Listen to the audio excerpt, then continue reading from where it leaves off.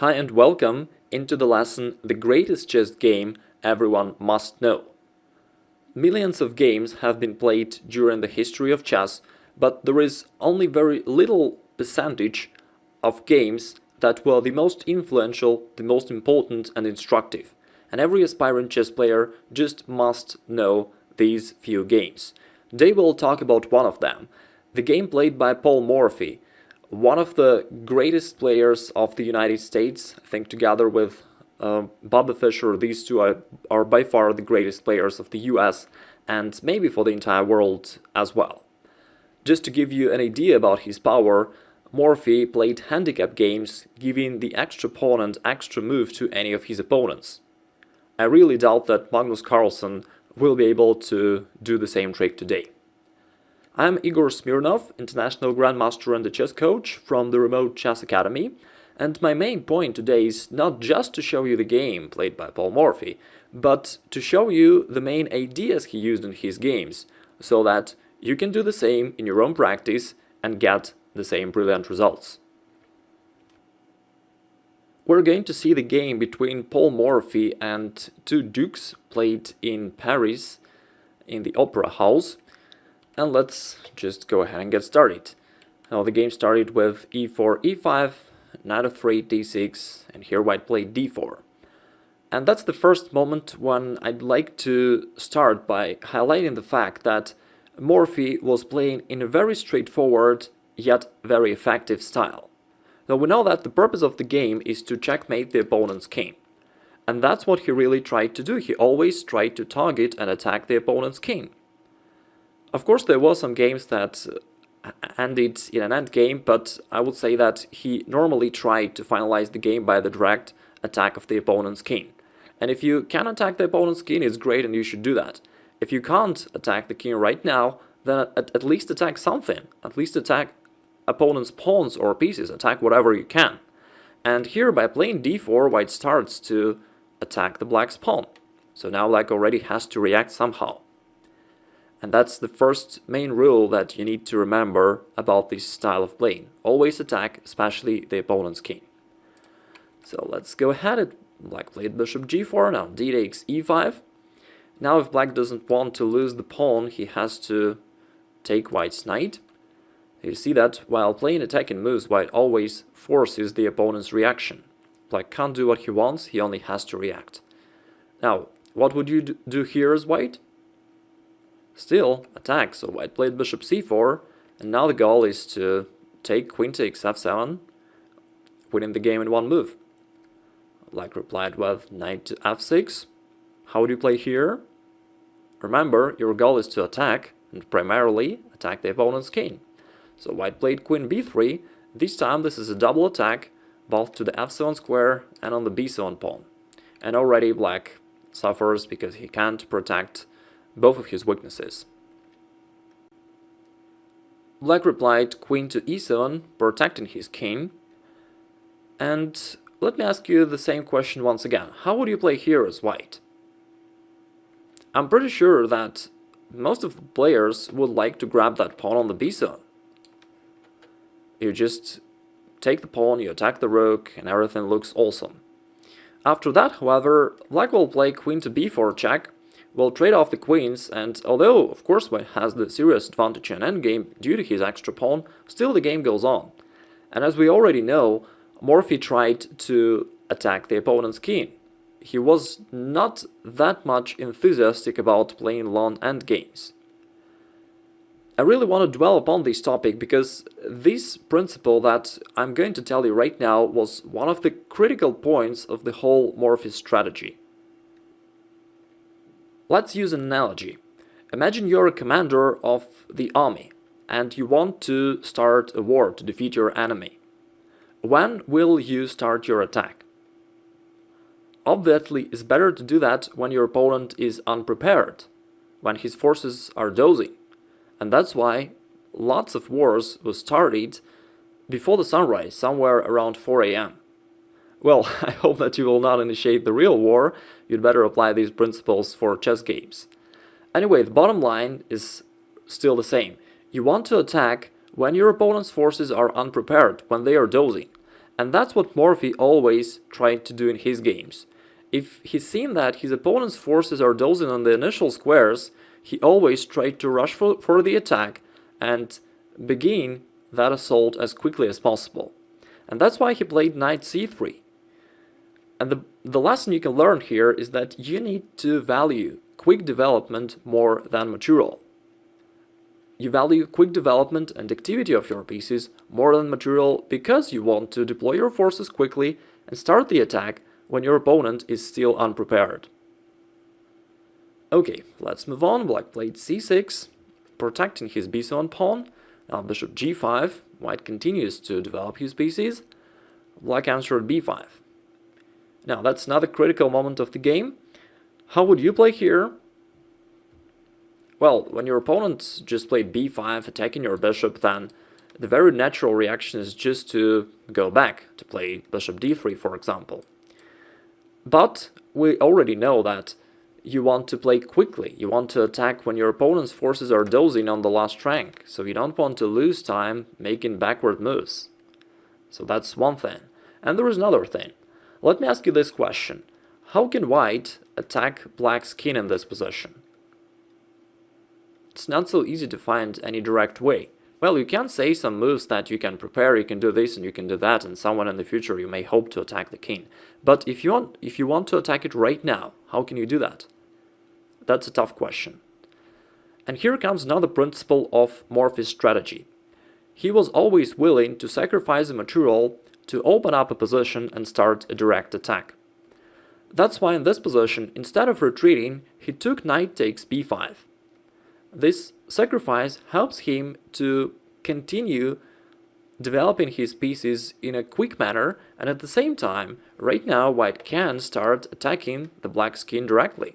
Now the bishop is attacking the king, and if required the queen can join, so you can see that when you open up the position, it enables your direct attack towards the opponent's king.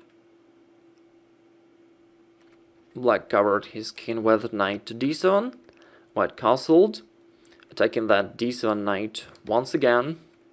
So black has to protect it, rook to d8. Okay, now let me ask you another question.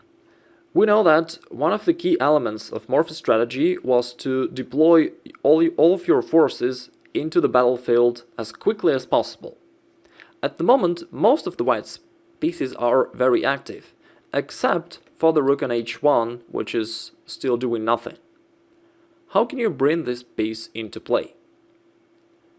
Well, ideally speaking, you would like to have it on the d-file where it can support white's pressure along the d-file. And the one way to do that is you can, for example, move your d1 rook to d2 and then bring in another rook to d1, double rooks along the d-file. And that's a good plan generally speaking, but the drawback is that you have to waste one move on the preparation, on playing your rook d1 to d2. So now let's reformulate the question. You know that you want to deploy the forces as quickly as possible, using the situation that your opponent is still unprepared, that his forces are dozing. So the real question is, how can you bring the h1 rook into the battle without wasting time? And the answer is rook takes d7. White is vacating the d1 square without wasting any time, because now after the exchange, white simply brings the rook and it attacks the opponent's rook on the d7. And here I'd like to tell you another concept which is quite unknown and many players misunderstand it, even though Morphy understood it 150 years back. Okay, let me ask you one question. How do you evaluate a chess position? Well, you look at the board and you see how many pieces white have, how many pieces black has, and then you compare and decide who is better, right? Something like that. Of course, you may evaluate other factors like activity, king safety, and so forth, but anyway, you look at the board and you see who is better. There is another idea, though. We know that the goal of the chess game is to checkmate the opponent's king. And therefore, the area around the opponent's king has the greatest value. You don't have to dominate on the whole board. You need to dominate only in the narrow territory around the opponent's king. So let's narrow our focus to the area around the black's king and evaluate the white pieces that influence this territory and the black's pieces that influence this territory as well. If we talk about the black species, he has, well, the knight on f6 protecting the rook itself covering the king, and the queen protecting the rook. So black has those three pieces in defense. Yes, black also has the rook in the corner and the bishop, but they are in the initial squares and doing nothing, so we can disregard them for a moment. If we think about the white pieces that are attacking, then these are the two bishops, both of them exert strong pressure, the rook on the d1, definitely very active, and the queen on the b3, although not doing much right at the moment, but still it's quite active. It can go to b8, for example, after bishop takes the rook, or it can go to a4 and increase the pressure, and therefore the queen also takes part into the white's assault. We may conclude that white has 4 attackers against the 3 defenders, and those 3 defenders are actually quite miserable because the rook is pinned and the knight is pinned, so those defenders are very much restricted and can't do anything. And that's why when you focus your attention on the battlefield, on the area around the opponent's king, you can very easily understand what you need to do. You need to get domination in this area, and if you got it, you'll win the game easily. Black played queen to e6, trying to somehow unpin his pieces. White took the rook, and now let me ask you to find the final blow. In fact, white can win the game in 2 moves.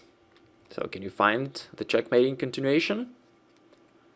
It's queen to b8. Well, if you want to find a checkmate, you need to look for checks, right? So queen b8 and rook d8. Brilliant finish of the brilliant game. Now let's sum up the main key takeaways that you need to remember from the Paul Morphy strategy so that you can apply them in your own games. The first rule that Morphy used in his games was to attack. The purpose of the chess game, the ultimate goal, is to checkmate your opponent, and that's why you want to attack, especially attack the opponent's king. That's pretty simple and very effective. Secondly, bring your forces into the battlefield quickly. You need to attack while your opponent's forces are unprepared, when they are dozing on their initial positions, or if they stuck somewhere on another side of the board, and you need to quickly get domination in the area around the opponent's king and start the attack there. The third rule is sacrifice material for activity and opening of the position. Sacrificing material for activity should now be something natural for you. You know that you need to value quick development and advantage in activity more than material. You don't need to have so much material, you just need to have domination in the narrow territory around the opponent's king. And if we talk about sacrificing material for opening of the position, that is pretty logical as well. It connects to the first item. If you want to attack the opponent's king, first of all you need to break up his defense. You need to open up the position. Only then your forces will be able to target the opponent's king directly. So these 3 rules are the essence of everything that Morphy did in his games, and by just following these 3 simple ideas, he managed to devastate all of his opponents with a huge score. And if you follow these rules into your games, you will definitely achieve some good results. Otherwise, if you don't follow Morphy's rules, you'll fall into Murphy's rule. Sorry, just kidding. And to end up the lesson, let's test your skills with another brilliant position from the game of Paul Morphy. Here's another game of Paul Morphy. He's playing white. Now your task is to find the right move for white. Of course, it's not that you just guess the move. Apply the rules that we discussed previously and find the right move. Then, write your answer in the comments area below. Once you found your solution, then below the video you can find the link for a solution. Click there and check yourself. Thank you for watching. I really hope it will help you win a lot of brilliant games, and see you in the next lessons. Bye bye.